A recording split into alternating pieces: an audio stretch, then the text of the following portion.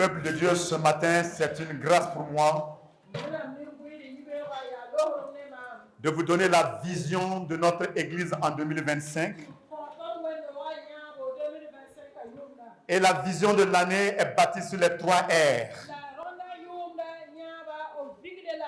qui est tirée du texte de Joël 2, 25. Je vous remplacerai les années qu'ont dévoré la sauterelle. L'année 2025 sera pour cette Église une année de restauration, une année de restitution des années qui ont été pillées, mais aussi une année des rendez-vous divins. Comment est-ce que nous allons pouvoir parvenir à faire cela? Par le renforcement de l'unité dans l'Église au sein de tous les ministères de l'Église. Nous avons donné instruction à toutes les structures de l'Église d'avoir leur retraite après la retraite des responsables. Et la stratégie que nous allons mettre en place, c'est l'unité dans tous les ministères. Les mains et les cœurs ensemble avançant en 2025. Nous aurons des actions que nous allons déployer en cette année 2025. Cette année 2025, nous allons gagner des âmes qui demeurent. En maintenant ici, en janvier 2025, je ne veux plus voir des bancs vides dans cette église. Dieu va nous rencontrer dans cette église avec des gens que lui-même va attirer vers nous et que nous irons chercher. Au cours de l'année, nous allons donner des formations systématiques des nouveaux disciples.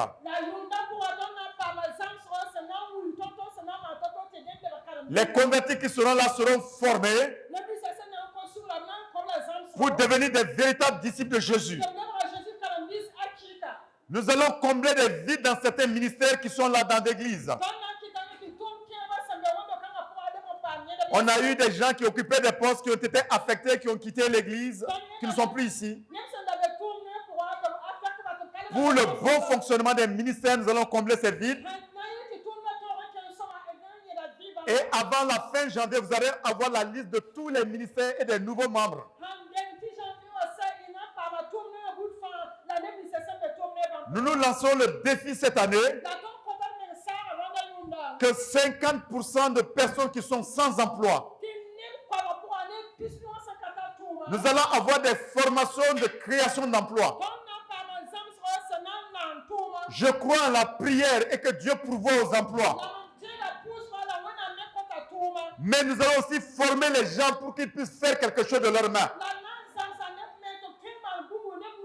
Et avant la fin de l'année, nous voulons que dans toutes les structures, le taux de chômage est chuté au moins de 50% dans cette église. Et que ceux qui ne travaillent pas travaillent.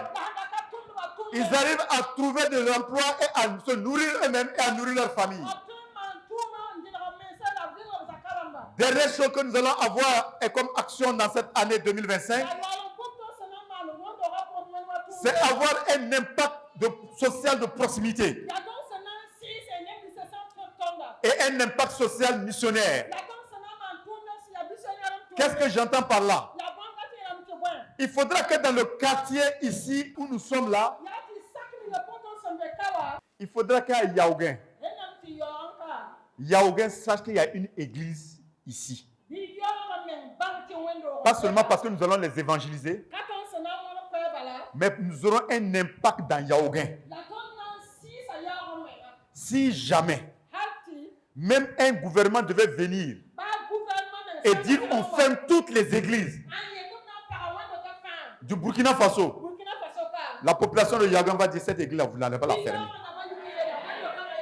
Ce qu'est fait dans ce quartier-là, vous n'allez pas la fermer. Nous voulons avoir un impact social dans le quartier où nous sommes. C'est bien d'être barricadé entre des murs et de prier entre nous, de chanter entre nous, que ce soit les hommes, que ce soit les femmes, quels sont les jeunes, je ne sais pas d'où ça va venir. Mais il faut que Yaogué sache qu'il y a une église. Des gens qui connaissent Dieu, des gens qui sont transformés par l'amour de Dieu et qui apportent l'amour de Dieu dans ce quartier avec un impact social puissant, de sorte que le quartier sache qu'il y a une église. Nous allons continuer à avoir un impact social missionnaire. Vous savez que des gens connaissent cette église à Kaya et à Piscila plus que des églises qui sont à Kaya et à Piscila. À cause du ministère que notre sœur, Madame Sogo, fait avec son équipe.